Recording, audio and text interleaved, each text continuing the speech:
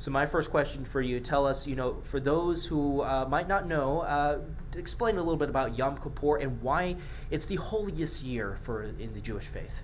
So Yom Kippur is a day of atonement, a day that we reflect, a day that we connect. So people think it's not a holiday. It's actually a holiday. Just during the year we celebrate, when I'm celebrating with another person, with food and drink, with meat and wine, saying l'chaim. On Yom Kippur, we're celebrating with God. This is a day that we are connecting with Him. How do we connect with God? We don't connect with food today, but we connect with prayer. That's why today we have an extra prayer. We have 5 prayers, more than the regular holiday of 4, because it's a day that we're trying to connect on a higher level. We are celebrating how God gave us the ability, a day during today, but also throughout the year, to repent, become better. If we did something wrong, we sometimes fall, we got dirty, but this is a day we clean ourselves off, we get closer, and we could become a new person, so to say. We are a full day of prayer, starting from tonight. Our first prayer is at 6 o'clock, the Kol Nidrei prayer. It goes tomorrow morning. We start at 10 a.m. We have the Yisker services at 11:45, and then we have the final prayer, which is the Ne'ilah, which is told us about how all the heavens, the gates of heaven are all open, how our prayers are about to go up, and we want the last prayer to go upstairs, and we finish it off with the blast of the shofar, which I could do in a second.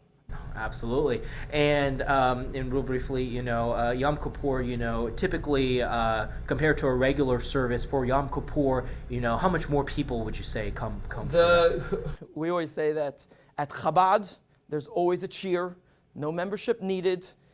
We have standing room only, but we're going to have place for you. You come, you'll have a cheer if you come early. If you come a little bit later, we'll bring out more cheers, and we'll have standing in the aisle. But it's not like the traditional synagogue where, oh my gosh, I didn't pay my membership, I don't have my dues, there's no room for me. There is a place and a cheer for you at Chabad. Perfect. And, today, talk a little bit about, the steps, to make sure, the people, the worshipers are staying safe and everything, especially with what happened over the past year, and this being also such a holy holiday, such an important holiday. So some people think, oh my gosh, we had a terrorist attack against the Jewish people, I'm going to stay home. By doing such a thing, we had some classes in our community, we had discussions, you're basically saying, hey, you won over us.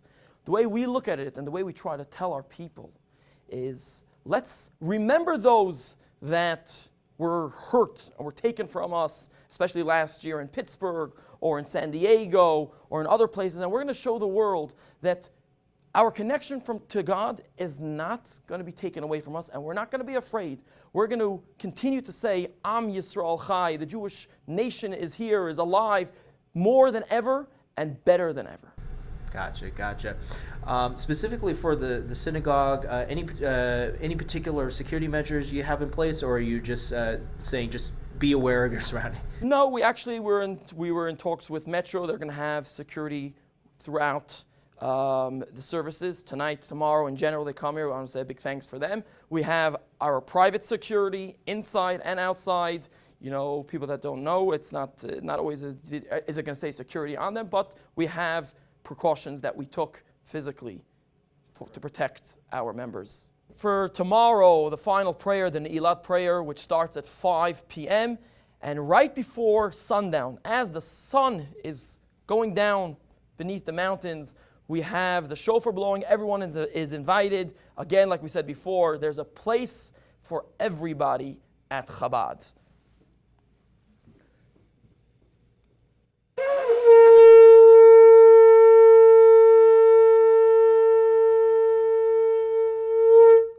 And then we finish with the prayer next year in Jerusalem. L'shana haba b'Yerushalayim. Chag Sameach, and have a happy Yom Kippur.